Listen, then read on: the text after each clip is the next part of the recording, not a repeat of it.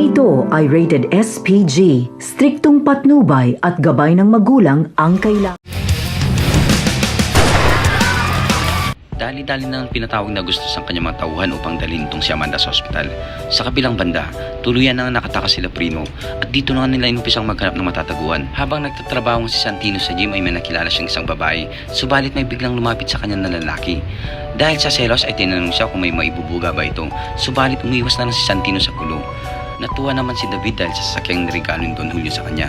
Sinabi din ni Don Julio na huwag magpakampat nitong si David dahil madami silang kalaban kaya't muling rinigaluhan niya ito ng baril. Tinawagan naman ni Suarez si Agustos upang ipalam na wala silang naramdamang kanila primo na siyang ikinagalit ni Agustos.